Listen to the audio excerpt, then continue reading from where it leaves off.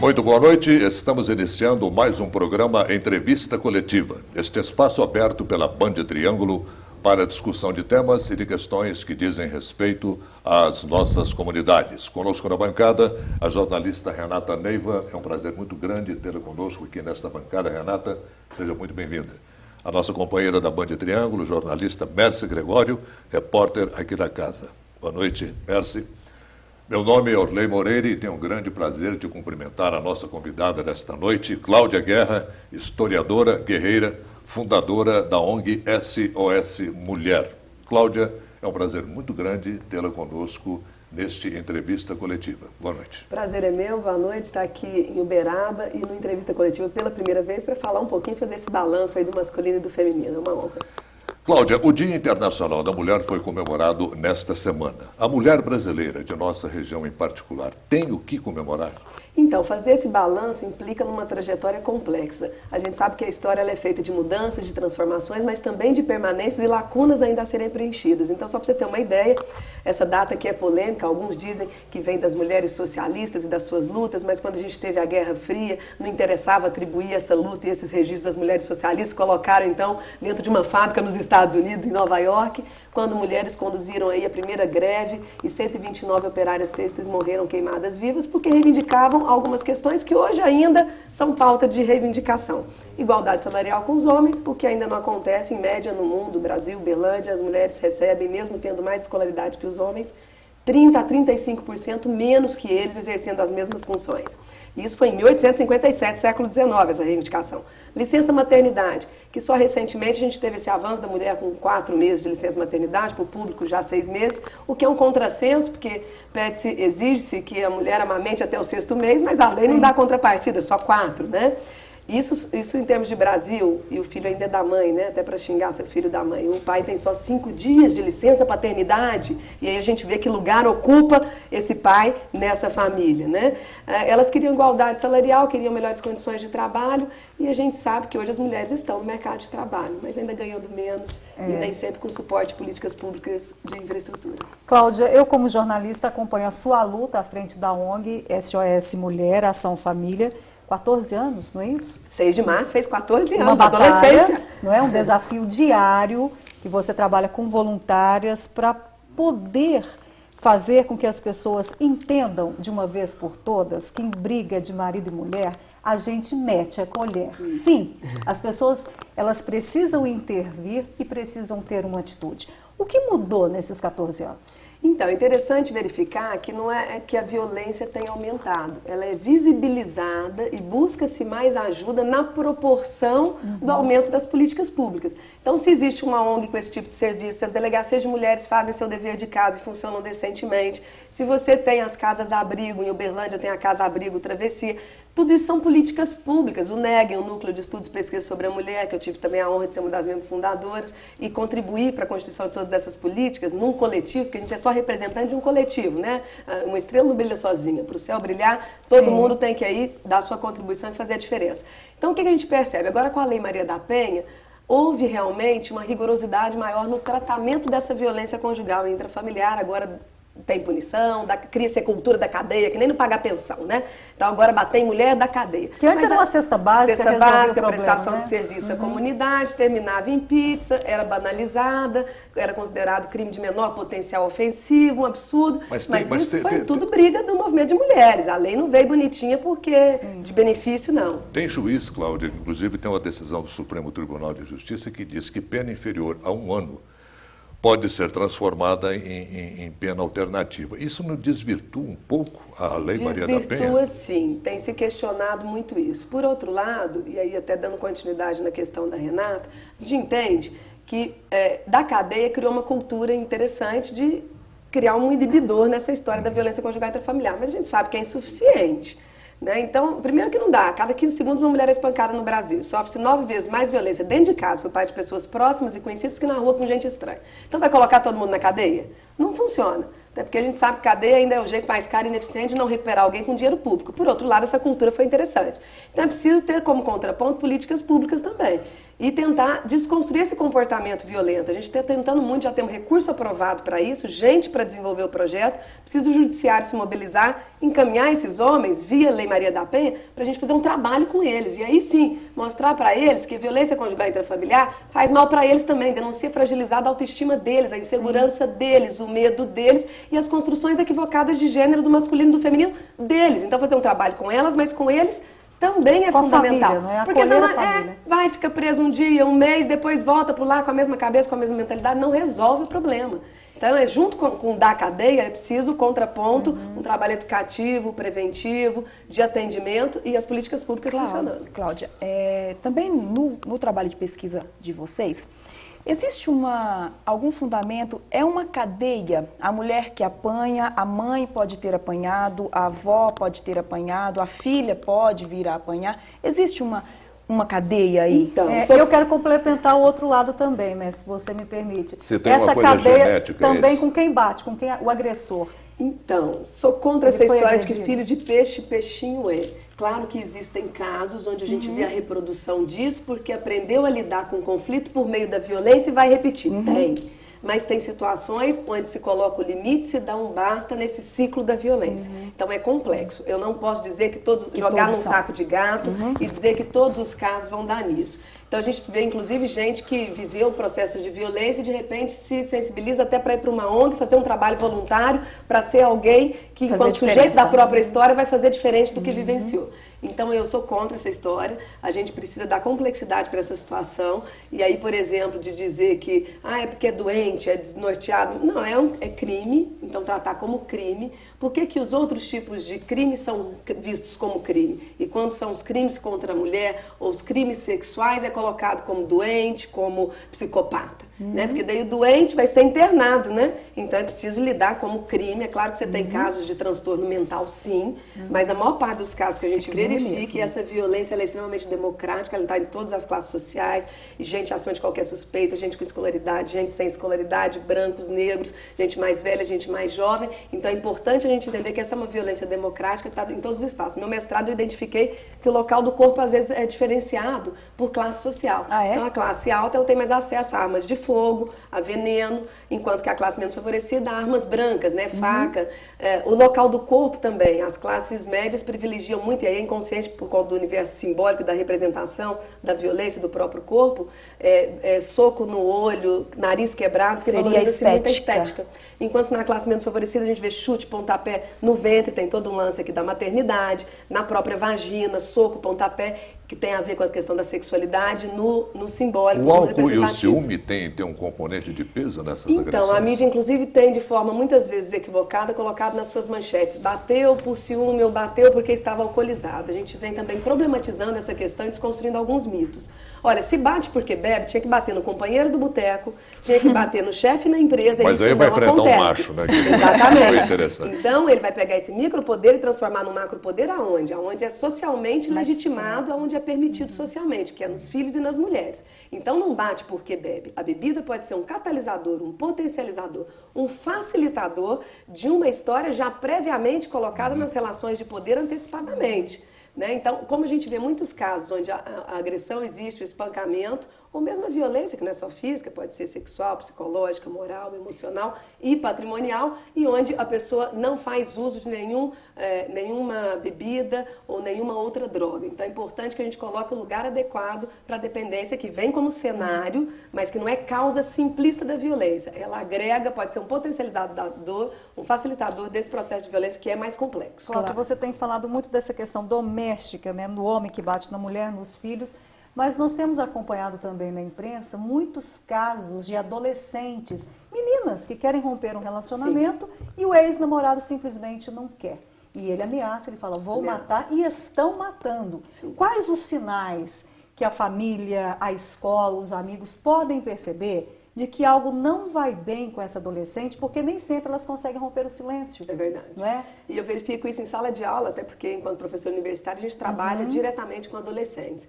É muito comum, e começa lá no saculejo, com essa roupinha você não sai, com essa sainha curta você não vai comigo, que é a concepção misturada de posse, achando que isso é amor e não é. E pode ser vaidade, pode ser orgulho, pode ser posse, pode ser qualquer outra coisa, porque quem ama, investe, quer que a pessoa cresça, quer que a pessoa tenha autonomia e se desenvolva. Então há uma mistura muito grande nessa história e os sintomas são esses, é o tapinha na cara. E a nossa cultura ainda arraiga muito a história de que amor junto com posse, junto com ciúme, não tem ciúme de mim, não gosta. Não. Só Então, vou onde você vai. Só vou onde você vai. A história do 2 em 1, Sim. que é a relação simbiótica, Não tem cuidado com individualidade, isso, não não tem é? individualidade. Tem acesso às contas de internet, Exatamente. né? E até a gente vem discutindo a própria construção da coisa do amor, né? Então, o amor complementar, o 2 em 1. Mas para 2 virar 1, alguém tem que se anular nessa história, o outro alguém, ou cada um tem que se anular metade. E aquilo que é anulado não é bem resolvido.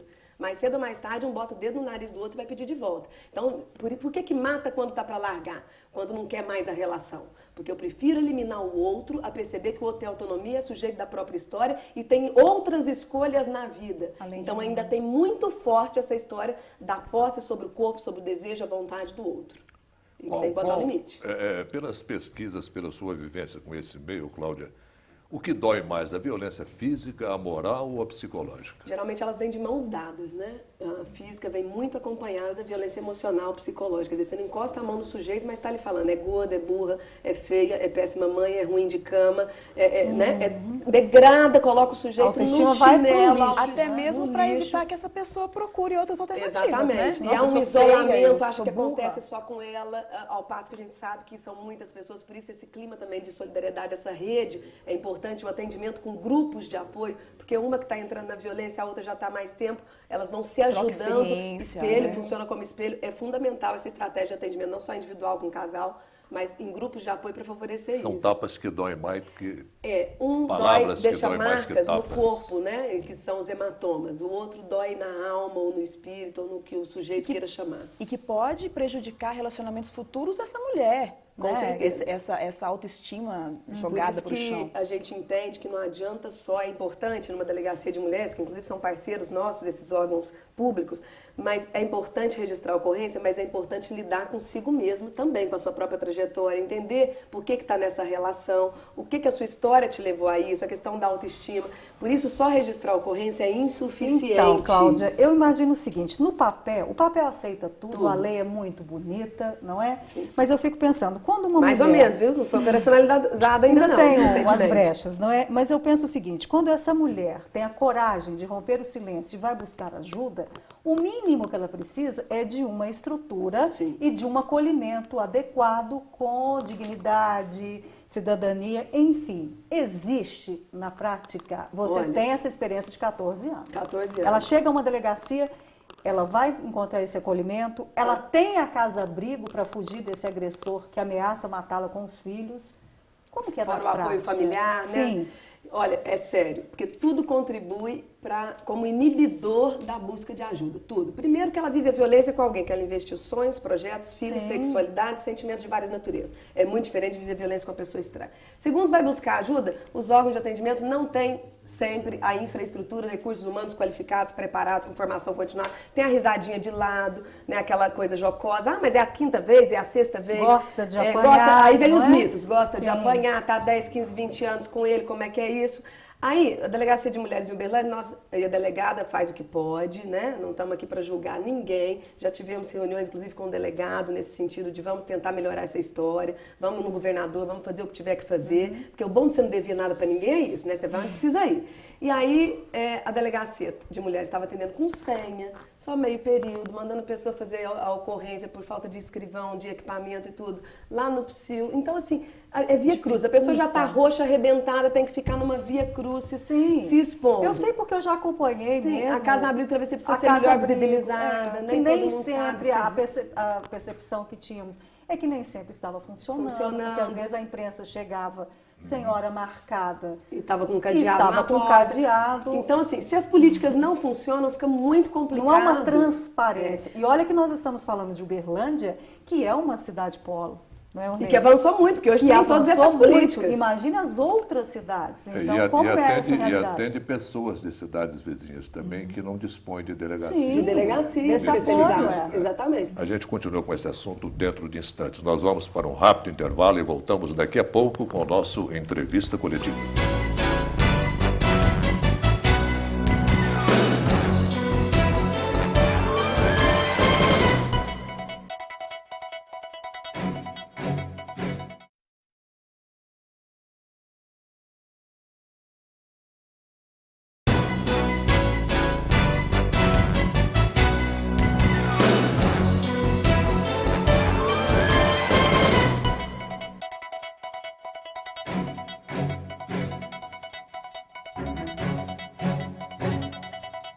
Estamos de volta com a entrevista coletiva quando conversamos com a historiadora Cláudia Guerra, fundadora da ONG SOS Mulher.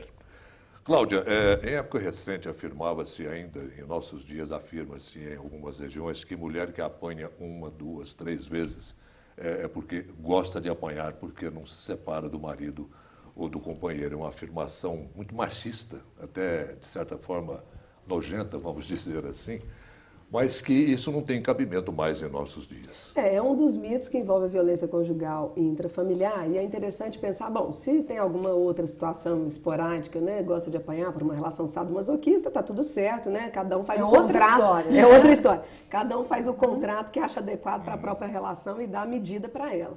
Agora, essas pessoas, quando a gente vê buscando ajuda, está causando sofrimento, realmente não tem gostar nessa história. Mas tem fatores inibidores, a gente colocou alguns deles, e a dificuldade de sair dessa relação, que é muito diferente de viver a relação com uma pessoa estranha.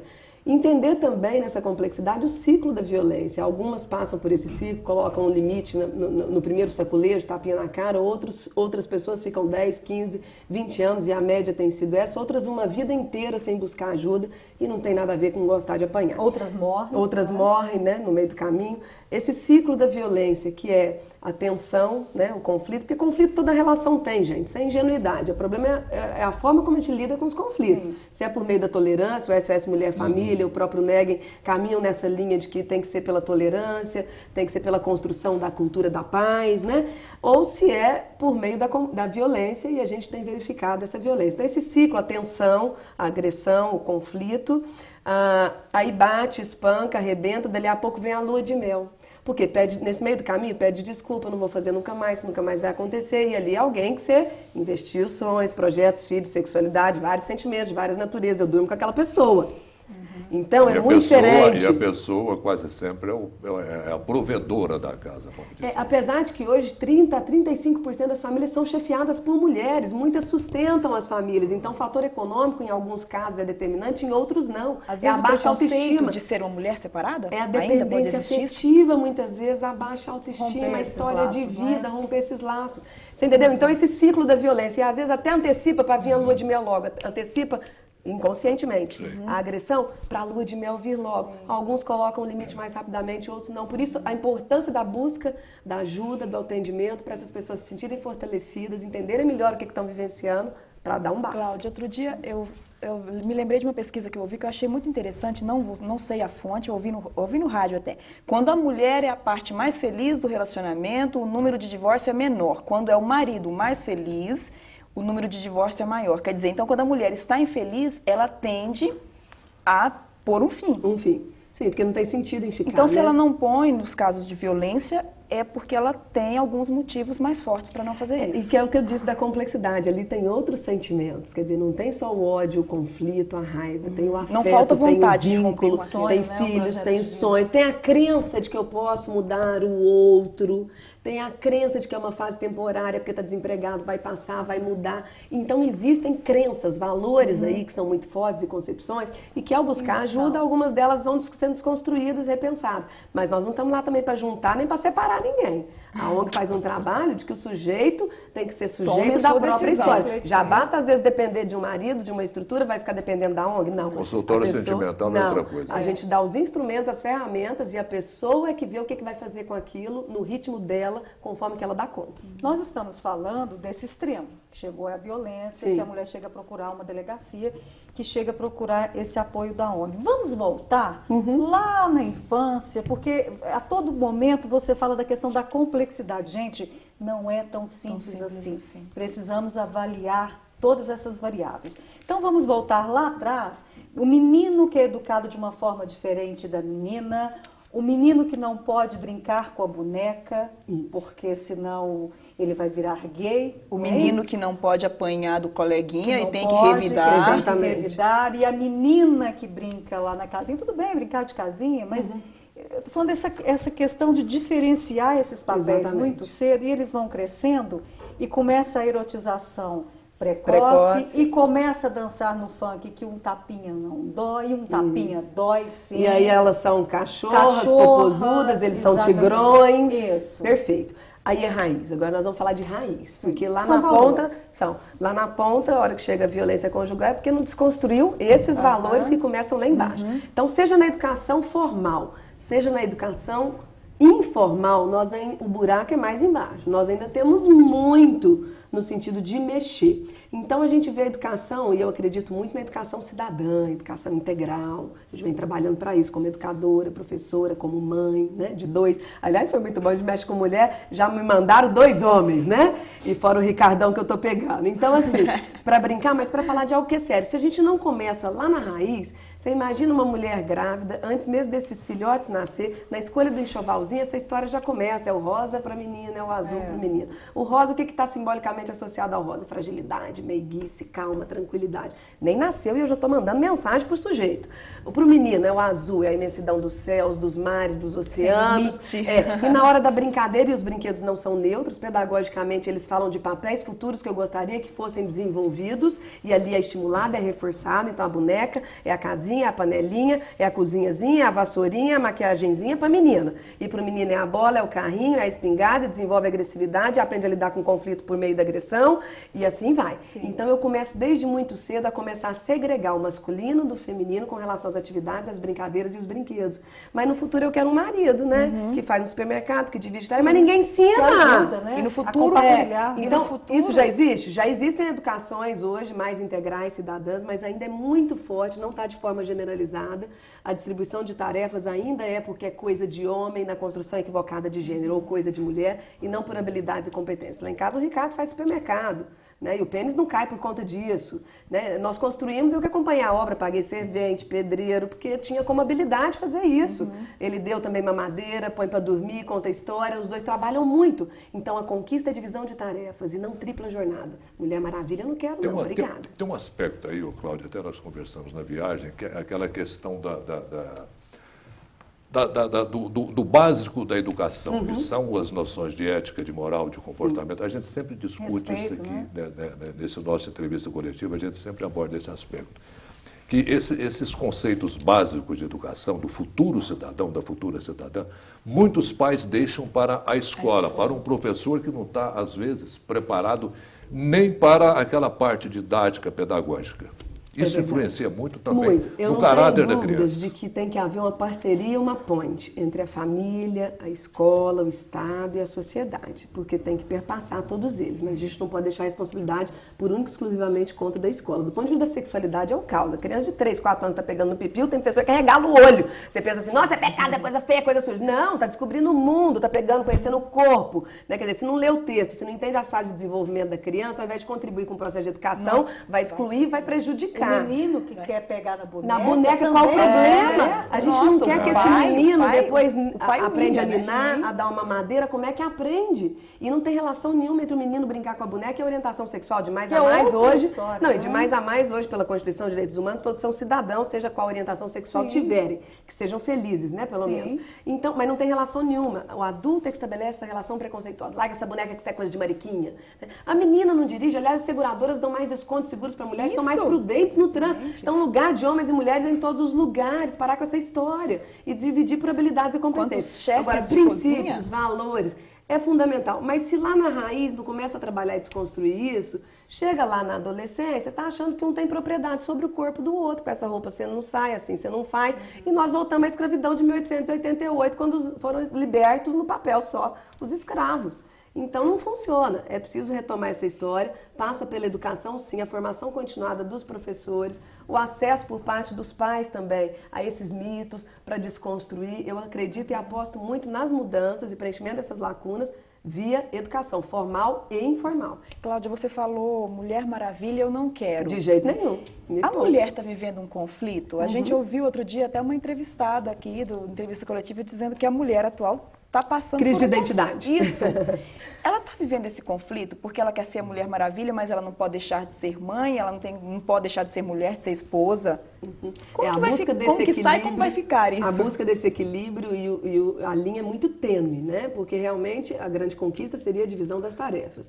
E ainda me parece muito injusto que as mulheres tenham que fazer escolhas. Ou eu sou político, eu sou mãe, eu sou esposa, eu tenho que fazer tudo e dar conta de tudo. Não tem não. E ser boa em tudo. Em tudo, né? Não tem não, isso dá estresse, dá depressão, não é à toa que são os maus do século, né? Então há uma crise de identidade nesse sentido, do masculino também. Que mulher com todo esse kit que chega pra mim, será que eu dou conta disso? Também. Então essa revisão do masculino e do feminino, ela tem que acontecer simultaneamente. É claro que quando as mulheres fazem, os homens acabam caminhando também, não tem jeito de retroceder. Mas a gente também falar de mulheres no abstrato é complicado. Porque que mulheres que nós estamos falando? Que mulher que foi para o mercado de trabalho? As mulheres brancas de classe média. As mulheres negras, as mulheres pobres trabalharam a vida inteira e sustentaram as nações.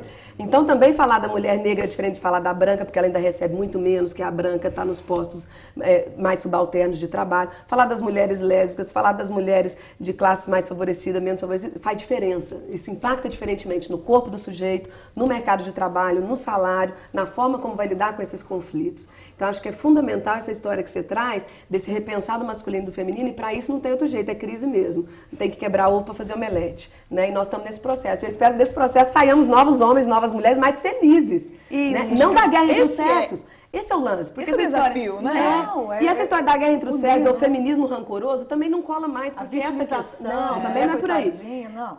Por outro lado, homens e mulheres estão infelizes nessa história. Sim. Então, repensar o masculino e o feminino para que ambos também sejam mais felizes. Porque se a violência conjugal um está matando o outro, tem problemas. Então, repensar nesse sentido. Cláudia, o fato é, para encerrar o nosso programa, que o nosso tempo Nossa, já? É porque quando o assunto é muito gostoso, o tempo vai rápido. Ainda bem que ele não disse que quando tem mulher envolvida, elas falam. Também. O fato de termos uma presidente mulher, isso modifica alguma coisa nesse universo feminino? Olha, importante, valoriza a autoestima de muitas mulheres que podem se mirar e ter como identificação, mas o problema na base não se reverteu ainda, né? As mulheres ocupam ainda, têm mais escolaridade que os homens, ganham menos que eles. Do ponto de vista da política, é uma vergonha. Nós temos uma média de 9 a 11% só do nosso parlamento composto por mulheres. Não significa que é só ser mulher, ter vagina, não. Tem que ser mulher, ter projetos, considerar a promoção das mulheres, porque senão também não faz a diferença e aí não resolve. Então, na base, isso ainda está muito desigual. As mulheres têm que estar fazendo escolhas. E mesmo no discurso de esquerda, a gente vê igualdade, liberdade, tudo, mas lá nos partidos políticos, quem está nos postos de empowerment, de empoderamento? São os homens. Nas grandes direções de muitas empresas, já mudou muita coisa? Já. As mulheres estão ocupando espaço? Estão. Mas, para chegar na presidente, tem aqui, uma hierarquia que nós precisamos caminhar bastante, né? Sem creche também para essas mulheres trabalharem, como é que faz? Nós agradecemos a presença da Mércia Gregório. Muito obrigado, Mércia. Obrigada. A Renata Neiva, foi um prazer muito grande, Renata. Prazer foi meu, adorei. Aqui nesta bancada. Cláudia Guerra, muito obrigado pela sua presença. Foi um prazeraço tê-la conosco. Eu que agradeço, finalizo retomando nossa logomarca da borboleta. Sair do lagarto rastejante para passar pelo casulo, no momento do autoconhecimento, da reflexão, para quem sabe, voar livre, solta, com milhares de olhos e maturidade. Vamos deixar o telefone da ONG? Para quem precisar? 3215-7862. E conto com vocês. Muito obrigada. Foi um prazer estar com esse pessoal inteligente. Obrigada. Boa noite, Muito bom, Cláudia. boa noite.